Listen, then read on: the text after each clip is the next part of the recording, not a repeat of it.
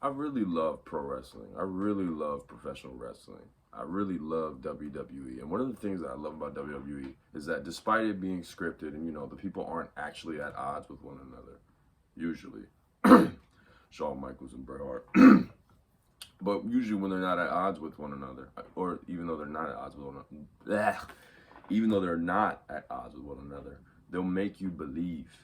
They'll make you believe and they'll still get you invested. Like we know, listen, we're not dumb. The people in the crowd, they know that they're not actually fighting, but they get invested into it. And one of the key parts of a wrestling match is that the babyface, aka the superhero, the good guy, gets beat the fuck up. Beat the fuck up. All right. I've watched seminars of pro wrestlers talk about like the art of the business and whatnot. And one man in specific, Raven, they all said one man in specific, Raven, he just talks about how in order for like a match to really connect and for the fans to really become a part of it and really get invested, the hero, he might get his shine. He might, show off his skills in the first few minutes of the match, but there eventually comes a point in the middle, throughout the middle, where he gets beat the fuck up. He gets beat the fuck up. Not to the point where they call an ambulance, obviously, or to the point where they have to call the police because he's dead. But he just gets beat and beat and beat. And the whole time while he's getting beat, what the villain will do is that he'll stomp him in the corner, let's say, right? He'll go, and then he'll taunt to the audience like this. He'll do some bullshit, or he might even go like that. The point is, he turns to look at the audience and he just taunts at them while the man is in the corner suffering, while the superhero is in the corner suffering, beaten, broken, battered. But the key part is that despite getting beaten and despite him being at a very high disadvantage, whether it be because here's another part, the villain cheats. He cheats, and that's how the crowd starts to hate him as well. He'll do things like he'll hit a low blow, which for those of you who don't know is where you just hit somebody in the crotch. You just go like pretend this is your crotch, no homo. I just go bah. You're fucked, bro. You're fucked. Your balls done, dead, no more kids. So he'll do things like that. He'll attack behind the referee's back. What's another move? He'll pull the tights.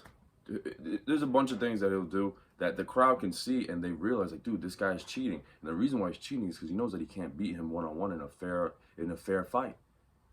So he cheats, and then the crowd starts to hate him. The crowd starts to hate that guy because he's a bit. How could you look up to a man like that? How could you look up to a man who's cheating in order to win?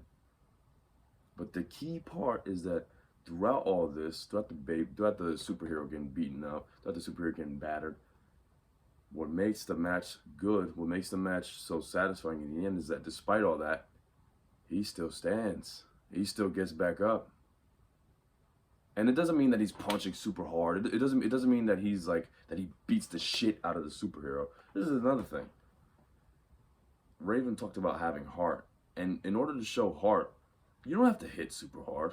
And this was in that one Rocky movie as well. I don't know if it was Rocky or if it was another movie, but I know Sylvester Stallone was in it. It's not about how hard you hit. It's about how hard you can get hit and still fucking stand up and still stand. All right, you get hit with that last bullet and you're standing here unbazed. But seriously, it's not just about like oh, we don't want somebody who can just punch really hard. I mean, it's cool, but that's not what makes like a superhero like captivating. It's not just oh he's fucking ridiculously strong or he just has this ridiculous power and he can never be beaten. No, it's the fact that he gets beat, he gets hit, he gets hammered, he gets knocked out, and he still stands up. He still stands.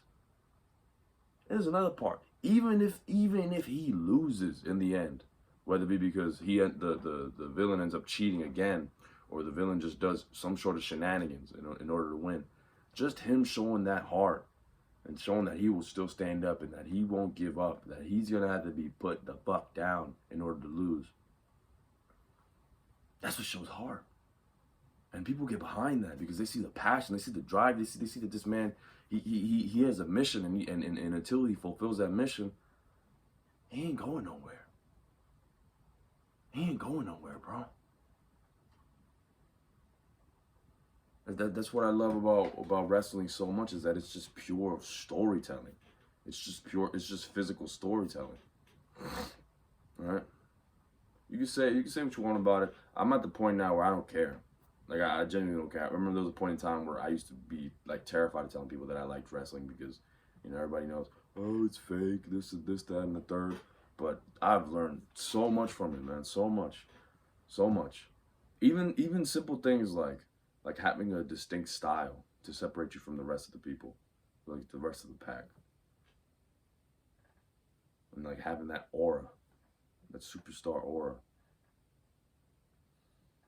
But what I mainly want to get at with this video is that the reason why I mentioned the part of the superhero getting beaten the hell up over and over and over and over and over and over and over again is because that's going to happen to you.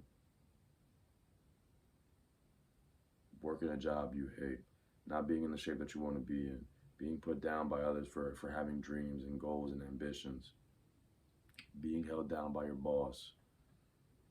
This is all part of getting beat the fuck up.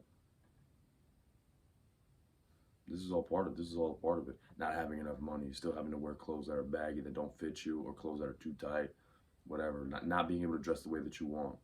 Not having the clothes that you want. Not having the cars that you want. Not having the women that you want. Not having the friends that you want. Because you're so low at the you're so at the bottom of the totem pole. Excuse me. This is all part of the villain. The villain getting his shine. You know, the way I see it, in the state that I'm at right now, the villain, people holding me down, they're taunting. They're taunting at the crowd. They're taunting at the world. They're like, this guy's down. We got this guy down. We got this guy down. But it doesn't matter. It doesn't matter. It's not about how many times you get knocked down. It's about how many times you can get knocked down and still stand the fuck up, and still stand, and still be here, and still do what you need to do, and still do what needs to be done in order to achieve your mission. Because I'm on a mission. I've told you guys plenty of times, over and over and over and over and over again. I'm on a mission, and that mission will be fulfilled.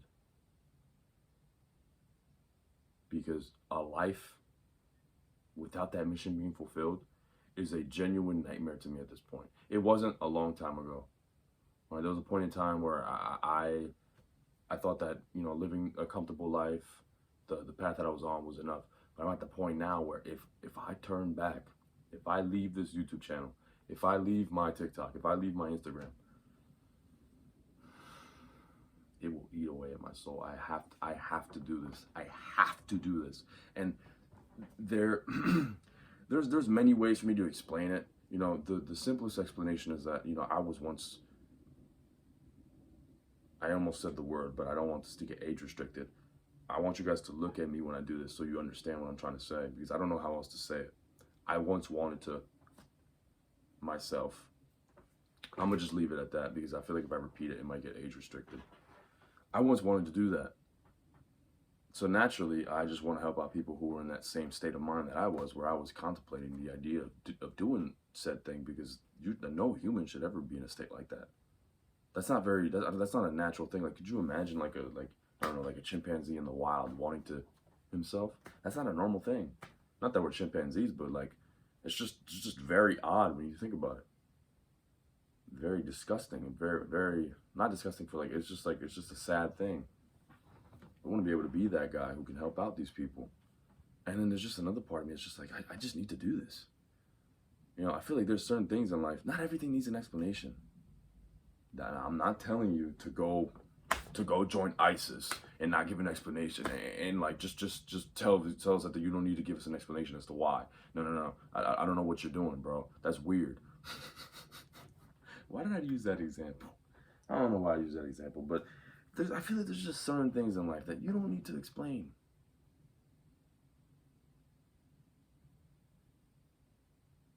Right? It's just a goal that you just have, and no matter what, it needs to be fulfilled, and it will be fulfilled. Y'all have a good one, man. Be easy.